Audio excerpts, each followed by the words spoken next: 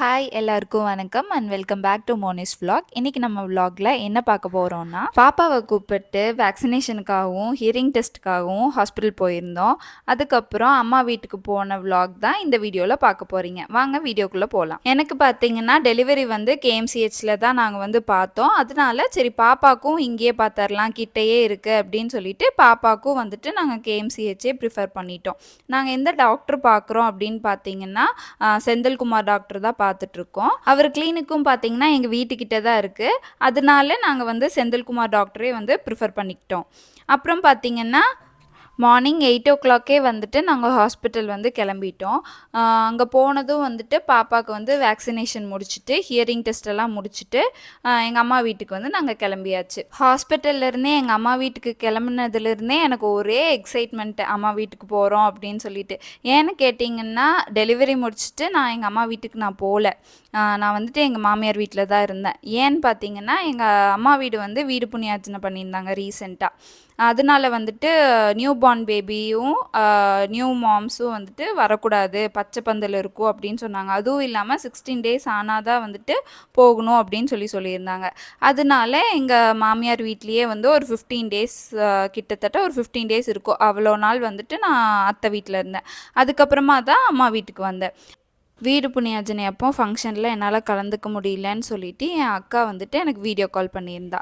அதனால நான் வீடியோ கால்லையே எல்லாம் பார்த்துட்டு கொஞ்சம் எனக்கு ஃபீலிங்காக தான் இருந்துச்சு, அவங்க கூட நானும் இல்லையே அப்படின்னு சொல்லிட்டு. அதுக்கப்புறம் நான் சரியாயிட்டேன். அப்புறம் பார்த்தீங்கன்னா அக்கா கொஞ்சம் கிளிம்சஸ் எல்லாம் எனக்கு ஷேர் பண்ணா. 15 days கழிச்சு இன்றைக்கி தான் நான் அம்மா வீட்டுக்கு வரேன். பாப்பா கிட்ட வெல்கம் டு அம்தா வீடு அப்படின்னு சொல்லியே உள்ளே கூட்டிகிட்டு வந்தேன். இனி 6 மாதம் நானும் பாப்பாவும் இங்கே தான் இருக்க போகிறோம். 3 monthsலேயே சில பேர் பேர் வச்சு கூட்டிகிட்டு போவாங்க. எங்களுக்கு அந்த 3 month கரெக்டாக வரல அப்படின்னு சொல்லிட்டு 6th month தான் கூட்டிகிட்டு போகிறோம். அவரும் வீட்டுக்கு வந்திருந்தார்.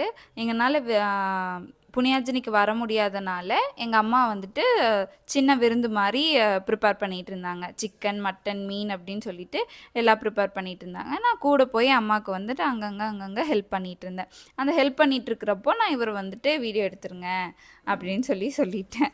6 months நானும் பாப்பாவும் இங்கே தான் இருக்க போகிறோம் அப்படிங்கிறனால இனிமேல் எல்லா vlogகும் அம்மா வீட்டில் இருந்து தான் வரப்போகுது. ஸோ ரெடியாக இருங்க. அடுத்த வீடியோ ஹோம் டூர் அந்த மாதிரி போடலாம் அப்படின்னு சொல்லி பிளான் பண்ணியிருக்கேன். என்னால் வீடு புண்ணியார்ச்சனைக்கு வர முடியல, அதனால் வீடு புண்ணியார்ச்சனை vlog போட முடியல. அது போடாதனால நான் உங்களுக்கு ஹோம் டூர் vlog கண்டிப்பாக போடுறேன். இதுக்கு முன்னாடி பார்த்தீங்கன்னா நாங்கள் அன்னூரில் தான் இருந்தோம். எனக்கு காலேஜ் டிஸ்டன்ஸாக இருக்குது அப்படின்னு சொல்லிட்டு எங்கள் ஊருக்கே எங்கள் அம்மா அப்பா கூட்டிகிட்டு வந்துட்டாங்க.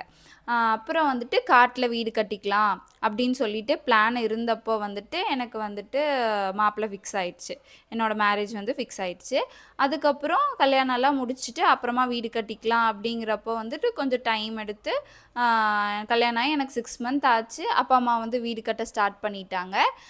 அதுக்கப்புறம் பார்த்திங்கன்னா கரெக்டாக வீடு புண்ணியார்ச்சனை டைம் டெலிவரி ஆக போகுது அப்படிங்கிற மாதிரி டேட்டு எனக்கு டாக்டர் கொடுத்துட்டாங்க. அப்பா அம்மாவுக்கும் இன்ஜினியர் இந்த டேட் தான் சொல்லியிருக்காங்க. ஜூன் 8 கிட்ட நம்ம வீடு புண்ணியார்ச்சனை பண்ணிக்கலாங்க அப்படின்னு சொல்லியிருந்தாங்க.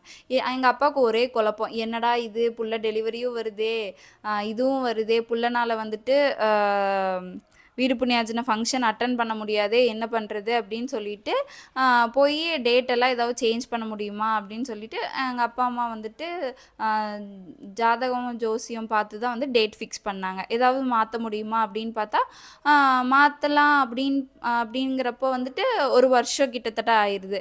இல்லைன்னா தேய்பிற நாட்களாக இருக்குது. அதனால சரி அப்படின்னு சொல்லிட்டு என்கிட்ட எல்லாம் சொல்லிட்டு அப்பா ரொம்ப ஃபீல் பண்ணார், என்னடா இது புள்ளனால் வர முடியலையே அப்படின்னு சொல்லிட்டு. அப்புறம் நான் சொன்னேன்ப்பா இதெல்லாம் பரவாயில்லைங்கப்பா அப்படின்னு சொன்னதும் சரி சாமி அப்படி அவங்களுக்குலாம் எங்கள் வீட்டில் யாருக்குமே மனசே இல்லை, இருந்தாலும் என்ன பண்ணுறது அப்படின்னு சொல்லிட்டு வீடு புண்ணியார்ச்சனை